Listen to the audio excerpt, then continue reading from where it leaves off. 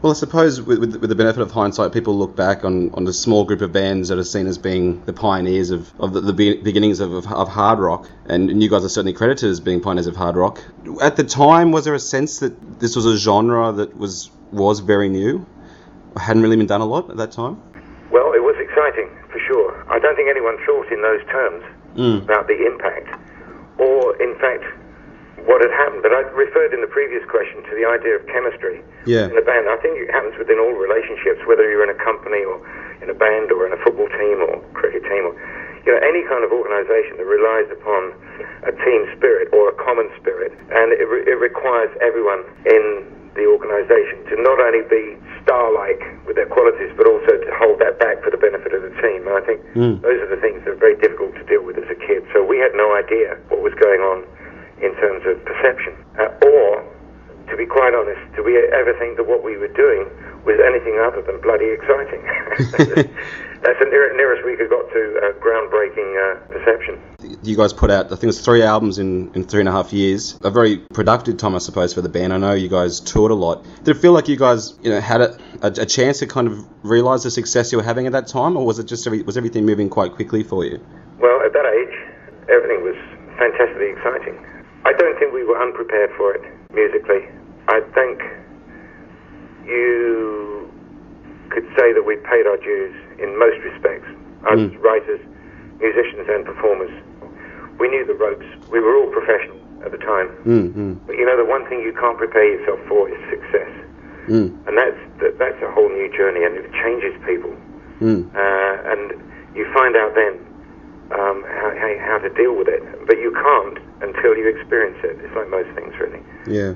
So the hardest thing wasn't the music. The hardest thing was the personalities and the enjoyment. And suddenly you realise that Darwin was right, but he missed out the last chapter. Yeah. I think survival is the first step. The driving force behind humanity is supremacy, and that becomes evident at certain key points in your life. That there's somebody there that Richie, I'm talking about. Yeah.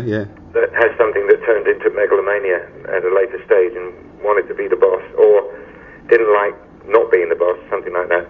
Yeah. He had tricky things, and I'll go anywhere, I'll follow anything, but like most people, I don't like being pushed around. So and I guess I resisted harder than the other guys. So we had these now, instead of conjoined forces or forces working for each other, had friction and difficulty and that sort of thing. Yeah. And I think probably the professional side held us through most of it, but in the end, you can't survive those kind of things. It's like a divorce, really. Once you pass a certain stage in a relationship, there is no going back, because you can't rebuild the atomic structure. The chemistry is not right, and even if you write it down on paper and say, well, yes, you're the same person, I'm the same person, it won't work.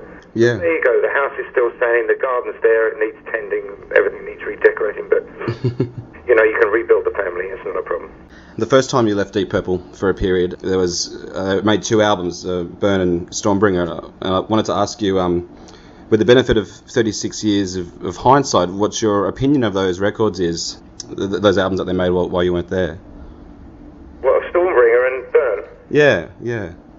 Well, I'll tell you, I have to be honest with you, this may sound stupid, but because I was so passionately involved with Purple, when I left for a lot of reasons, but mostly it was because I didn't like the way it was heading. I mean, it was becoming like a pop group, everything was becoming pre-planned, and it was all a bit too organised for my liking. Anyway, I'd had enough and went off.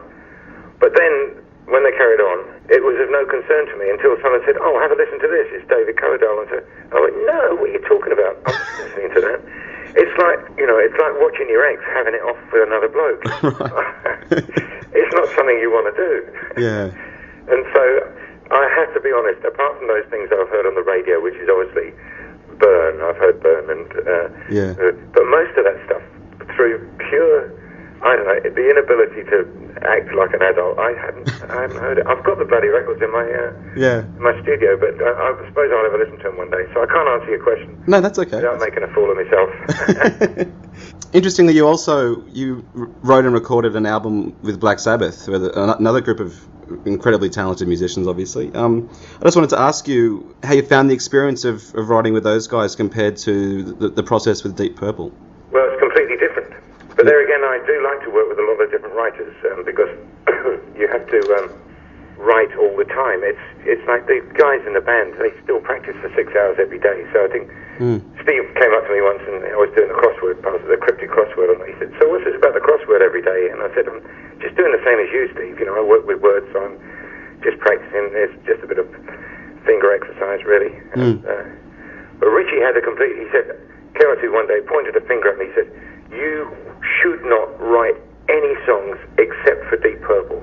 I said, "Well, that's like telling an Olympic athlete he shouldn't run or train until the event. You've got to keep going, otherwise use it or lose it." So anyway, working with Tony Iommi and Sabbath was quite different. It was what you might call fusion. It was two people from different backgrounds. Their music was entirely different to Deep Purple's, entirely different. The whole attitude of the band was different. I mean, I love those guys. I just spoke to Tony last night. He's in Florida at the moment, and we're working on a little project together as well for a charity event fairly soon.